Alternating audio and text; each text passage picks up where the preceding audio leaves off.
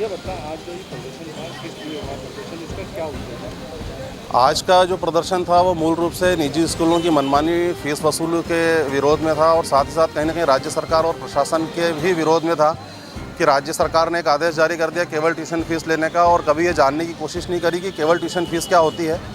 इसके अलावा पूरे देश ने लॉकडाउन की और कोरोना की मार सही है, सभी अभिभावकों की सैलरी या जो बिज़नेस थे वो ठप रहे हैं और उनके इनकम लगभग 20-25% पे आके रुक गई, और कई सारे हज़ारों लाखों की संख्या में ऐसे भी पेरेंट्स हैं जिनकी पूरी अभी जो है आजीविका बंद है।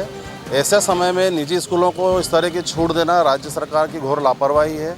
निजी स्कूल संचालकों ने भी अपने शिक्षकों के वेतन में बेतहाशा कटौती करी है और अपना खर्चा बहुत कम कर लिया, उसके बावजूद भी अभिभावकों को पूरी तरह से प्रताड़ित किया जा रहा है।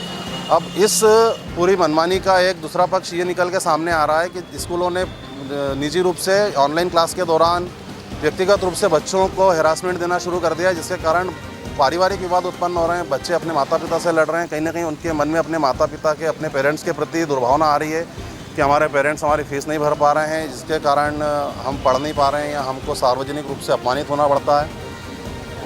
इसी के कारण पारिवारिक विवाद हो रहे हैं, पति पत्नी में भी विवाद हो रहे हैं, मतलब बहुत विषम परिस्थितियां बन गई है, जिसका हम पूरी तरह से विरोध करते हैं। और जागृत पालक संघ मध्य प्रदेश इस पूरी मनमानी में अभिभावकों के साथ खड़ा है। राज्य सरकार और जिला प्रशासन ने, सारे जनप्रतिनिधियों ने अभिभावकों को, पेरेंट्स को अकेला छोड़ रखा है। कई इंदौर के सांसद के शंकर लल्लानी हैं, जितने भी शहर के विधायक हैं, नेता हैं, जिन लोगों से आप मुलाकात की, उन्होंने क्या किया? सर, हम इंदौर के सभी विधायकों से मिल चुके हैं, माननीय सांसद जी से 2 बार मुलाकात कर चुके हैं, जिला कलेक्टर साहब से 2 मुलाकात हो चुकी है।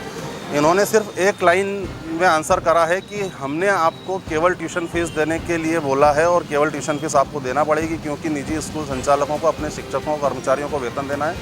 हम इनको कई बार बता चुके हैं कि केवल ट्यूशन फीस नहीं होती, वो ट्यूशन फीस के नाम पे पूरी फीस दी जा रही है और स्कूलों द्वारा टीचर्स का भी शोषण किया जा रहा है। कई अस्थायी कर्मचारियों को निकाला जा चुका है और इस महामारी के समय जो आपदा को अवसर में बदलने की बात माननीय प्रधानमंत्री जी ने करी है, तो वो पूरी तरह से स्कूल वालों ने उसको स्वीकार कर लिया है और वो अपना मुनाफा 300-400 गुना बढ़ाने में लगे हुए हैं और सफल हो चुके हैं। अभी भी कई पेरेंट्स ने जो फीस नहीं दी है, उसके बावजूद भी निजी स्कूलों की कमाई पिछले वर्ष की तुलना में इस बार डबल हो चुकी है और वो बुक्स कभी अपनी सार्वजनिक नहीं करना चाहते। हमने सांसद जी से बोला, विधायक जी से बोला कि आप इनके बुक्स बुलवाइए, ये कितनी सैलरी पिछले 6 महीने में टीचर्स को दी है, कितनी इनके पास फीस के रूप में पैसा आया है, कितना इनका बिजली का बिल इन 6 महीनों में भरा गया और पिछले साल इसी समय कितना इनका बिजली का बिल आता था। अगर तुलना करेंगे तो निजी स्कूलों के खर्चे लगभग 25% हो गए पिछले साल की अपेक्षा और फीस ये दुगनी तिगुनी लेना चाह रहे हैं। आपका नाम? चंचल गुप्ता, एडवोकेट, जागृत पालक संघ अध्यक्ष हूँ।